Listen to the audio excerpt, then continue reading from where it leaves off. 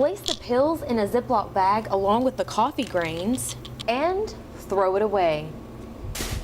That's right. I'm standing in front of the New Hope Church where Wren customers from Coontail Water District are coming in voting whether to accept or deny the merger with Wren Water District. As Starkville receives national attention for football, some surrounding towns are receiving attention from the Discovery Channel. Columbus, Aberdeen, and Tupelo will be featured in an upcoming TV special, The Best of Mississippi. Greg's Christmas decorations may have been stolen by the Grinch, but he says that's not going to rob him of his holiday spirit. Here's where Mayor Randy Price and his council members passed the resolution 1051 acknowledging God as the owner of the city of Winfield. James Allen now has a collection of over 300 bicycles for men, women, and children. Here at the Pontotoc County Memorial Monument is where they have names etched in stone of those who have lost their lives in previous wars. Caledonia High School has participated in the Christmas Adopt a Child since the 90s, but students this year are getting more involved with the gifts. The missing Malaysian Airlines flight carrying 239 passengers that disappeared on March 8th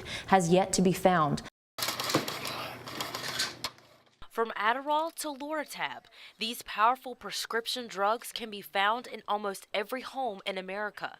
Abuse by teens make those prescription medications the second most used drug in the nation, second only to cocaine. We see a lot of abuse with teenagers in schools. It's no longer just street medications, a lot of prescription drugs. In 2011, there were 173 overdose deaths in Mississippi. 95% of those involved prescription medicines.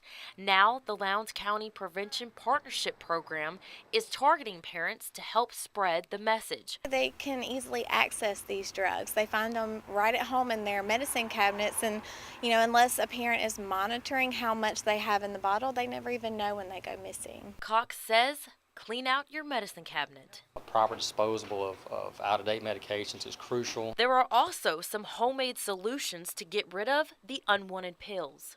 One way to safely dispose of old prescription pills is by finding an unwanted substance, like coffee grains. Place the pills in a Ziploc bag along with the coffee grains and throw it away. That would make people not want to take them out of the trash and use them. A lot of people simply flush them into the toilet and they don't realize that that's damaging to our water system and animals and anybody who can drink that. Disposal is key to drug abuse prevention, but the solution starts with talking to your children about not using the medications. In Columbus, Heather Black, WCBI News.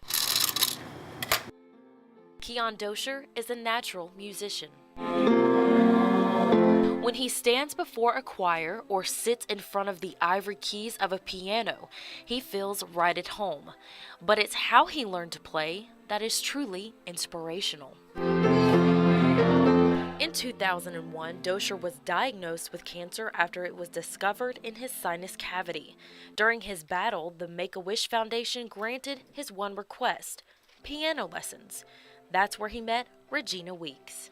I signed off to teach him for 6 months, and at the 6 months, he was doing better, and a year later, we were still together. 12 years later, Dosher is now in his 3rd year at Mississippi State University, where he is majoring in music. We talked, and I said, do you think you'd be interested in doing some accompanying for SHS part-time? And he jumped at the chance. While his cancer treatments may have damaged his voice, his actions speak clearly. He's such an inspiration for my students because, you feel down and then you look and think, now wait a minute, this child never got down, and I have never seen Keon Dosher down. It's that positive attitude that has allowed Dosher to see the true meaning of life. Many people go through life, but they do not live.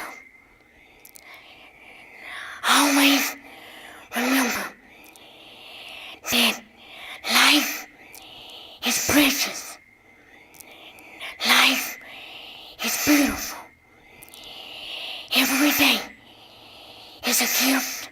So live each day as the gift that it is.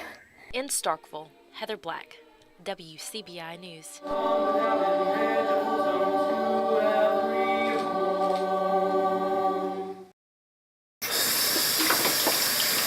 Tiffany Hamlin was nervous and excited when she found out she was expecting.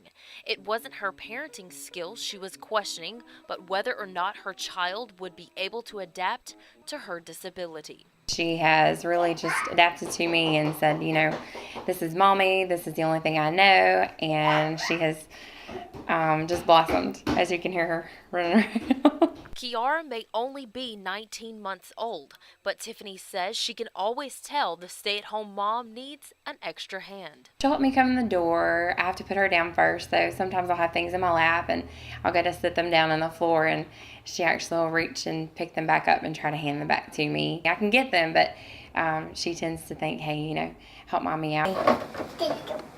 Thank you, baby. Getting me an invalid chair, I usually help him with that. Will Prysock, a senior at Starkville Academy, says it's normal to him to have a father with a disability. From a little age, I've never really looked as the wheelchair as anything different. He's always been my dad.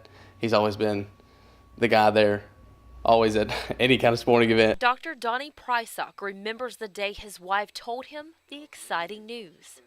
Tell me the ECT test. I like to fell out.